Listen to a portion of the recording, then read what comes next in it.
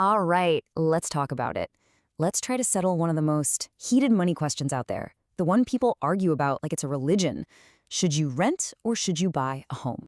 Because, depending on who you ask, you're either throwing money away on rent or buying is the smartest investment you'll ever make. Or, hey, maybe it's just a financial trap disguised as being a grown-up. So today, we're going to cut through all of that noise. No emotions, no pressure from your parents, just real numbers and some real-world logic, especially looking at how different things are in a market like the US versus Nigeria. What's going on, finance people? It's Josh here. Welcome back. Let's get right into it. But just a quick heads up before we dive in. This isn't personal financial advice. I'm just sharing some general info and, a practical way to think about all this. Your own situation always comes first. Okay, so here's the truth that most people don't really want to hear.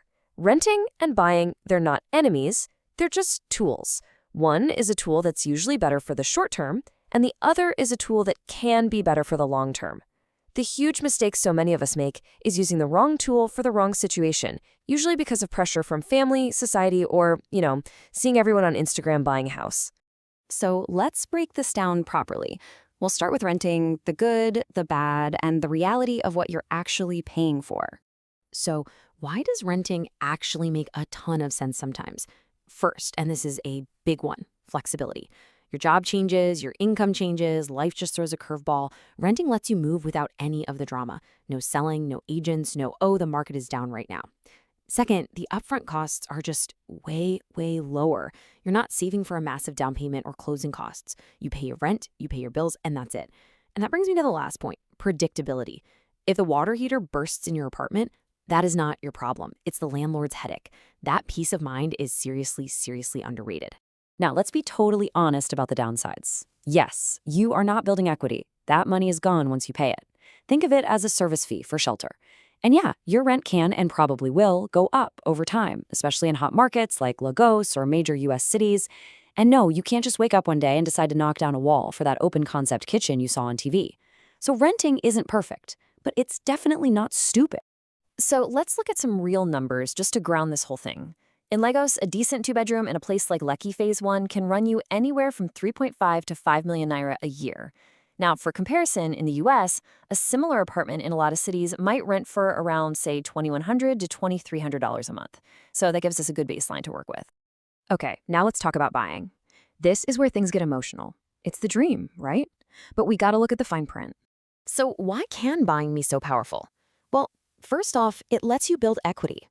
Every single mortgage payment you make slowly turns that house from the bank's house into your house.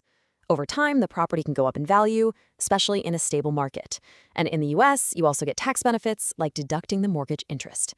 And of course, there's stability. No landlord, no random eviction notices because their nephew suddenly needs a place. That part, that feels really good. But, and this is a huge but, buying comes with some serious costs. And this is the part that people almost always, and I mean always, forget or just totally underestimate. First up, you've got the down payment. We're talking 5 to 20% of the home's total price paid upfront in cash. That is a massive chunk of money.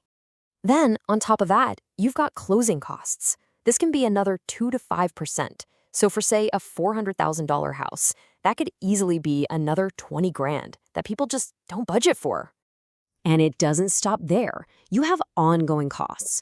A good rule of thumb is to expect to pay 1 to 2% of your home's value every single year just on maintenance and repairs. That's before you even think about property taxes and insurance. Buying really locks you in, both financially and, geographically. And now let's look at how wild these numbers get when you compare markets. In the US, for an average home around $400,000, you're looking at a mortgage rate of around 6%. But now, look at Nigeria. For an apartment in Lagos costing, say, 75 to 180 million naira, the mortgage rates are, they're staggering. We're talking 18 to 28%. That is not cheap. That is heavyweight money. Okay, so this next part is where logic completely beats the vibes and the emotions. This is the math that actually matters when you're making this decision. There's a concept called the break-even point. All it is the moment in time when the total cost of buying, so that's your down payment, closing costs, maintenance, all of it, finally becomes equal to what you would have spent just renting a similar place. After you pass this point, buying starts to become the cheaper option.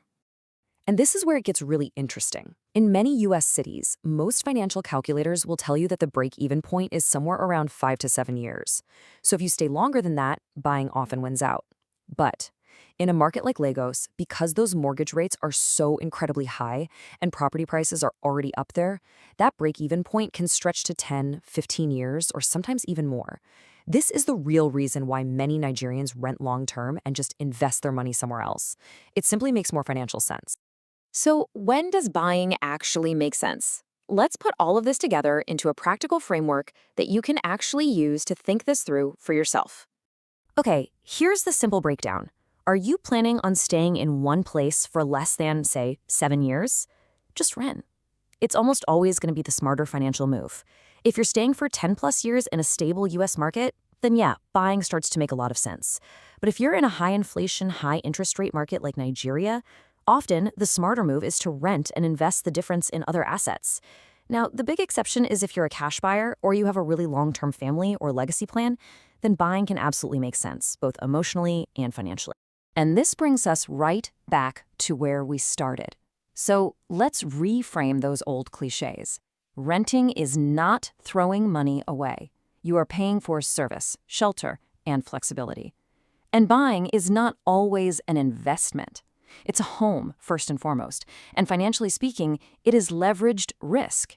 You're taking on a massive loan, and you're hoping that the asset appreciates more than it costs you to hold. So before you rush into buying just because everybody is doing it, just pause, run the numbers, be honest about your timeline, look at your income stability. Because at the end of the day, real estate rewards planning, not pressure. It's kind of like Legos traffic. If you rush in blindly, you're going to get stuck. If you plan your route ahead of time, you move smarter. Thanks for watching till the end. If this helped you, you know what to do. I'll see you in the next one. Take care. Peace.